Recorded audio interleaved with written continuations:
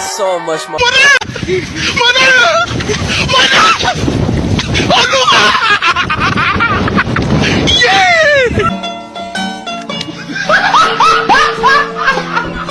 Are you ready, kids? Aye, aye, Captain! I can't hear you. Aye, aye, Captain! Oh!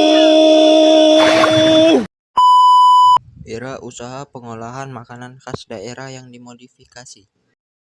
Perencanaan usaha pengolahan makanan khas yang dimodifikasi. Tahap awal berwirausaha diperlukan suatu perencanaan wirausaha atau business plan. Perencanaan wirausaha berisi tahapan yang harus dilakukan dalam menjalankan sesuatu. Beberapa hal yang harus dipersiapkan saat akan mendirikan usaha yaitu 1. Nama perusahaan. 2. Lokasi perusahaan. 3. Jenis usaha. 4. Perizinan usaha. 5. Sumber daya manusia. 6. Aspek produksi. 7. Aspek pemasaran. Sistem pengolahan makanan khas daerah yang dimodifikasi. Makanan khas daerah yang dimodifikasi adalah 1. Makanan atau minuman yang diproduksi di suatu daerah. 2. Yang merupakan identitas daerah tersebut dalam menjadi pembeda daerah lainnya. 3. Kemudian dilakukan sentuhan inovasi pada produk tersebut sehingga mempunyai mutu yang lebih baik. Produk makanan hewani khas daerah. Makanan khas daerah yang bahan baku utamanya berasal dari bahan hewani seperti ayam, ikan, daging sapi, telur. Produk makanan nabati khas daerah adalah makanan khas daerah yang bahan baku utamanya berasal dari bahan nabati seperti sayur-sayuran, buah-buahan, kacang-kacangan.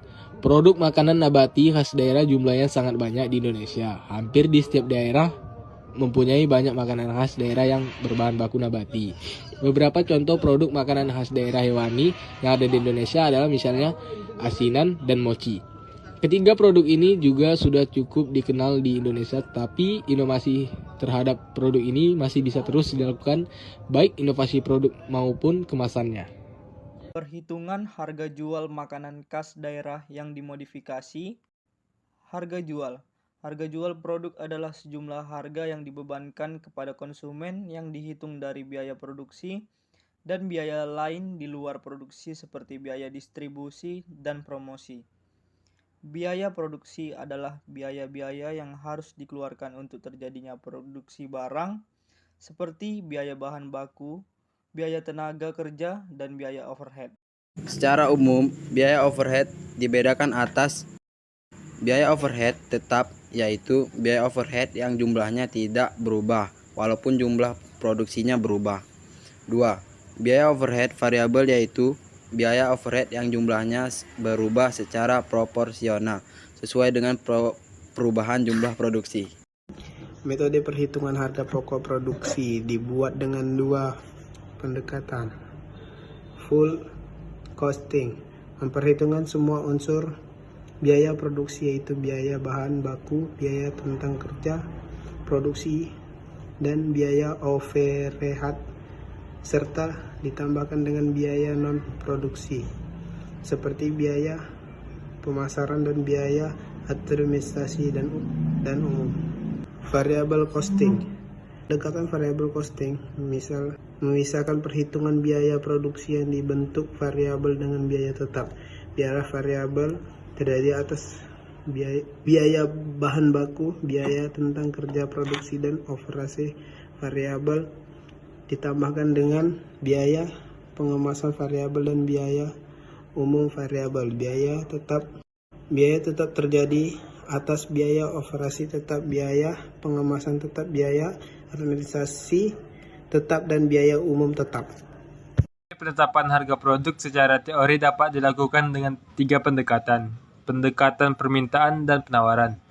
Pendekatan permintaan dan penawaran. Dari tingkat permintaan dan penawarannya, Anda tentukan harga keseimbangan dengan cara mencari harga yang mampu dibayar konsumen dan harga yang menerima produsen sehingga terbentuk jumlah yang diminta sama dengan jumlah yang ditawarkan. Yang kedua, pendekatan biaya. Pendekatan biaya menentukan harga dengan cara menghitung biaya yang dikeluarkan produsen dengan tingkat keuntungan yang diinginkan baik dalam baik dalam baik event analis. Pendekatan pasar. Pendekatan pasar merumuskan harga untuk produk yang dipasarkan dengan cara menghitung variabel-variabel yang mempengaruhi pasar dan harga seperti situasi dan kondisi politik, persaingan, dan sosial budaya. Penentuan media promosi makanan khas daerah. 1. Promosi merupakan salah satu strategi pemasaran. Strategi pemasaran produk memanfaatkan bauran dari strategi produk flash, price, dan promotion atau dikenal pula dengan sebutan 4P. Pada pembelajaran sebelumnya telah dibahas tentang produk dan harga.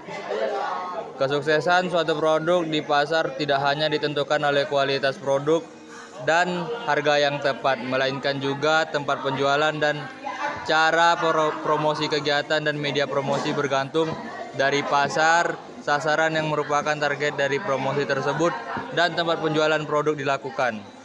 Terakhir, promosi produk dapat dilakukan diantaranya dengan mengadakan kegiatan di suatu lokasi promosi melalui poster atau iklan di media cetak, radio, maupun media sosial.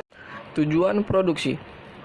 Produk kepada calon pembeli dan membuat pembeli membeli produk promosi yang tepat akan diikuti oleh 4 bentuk respon dari calon pembeli. Yang pertama adalah perhatian dari calon pembeli disebabkan oleh promosi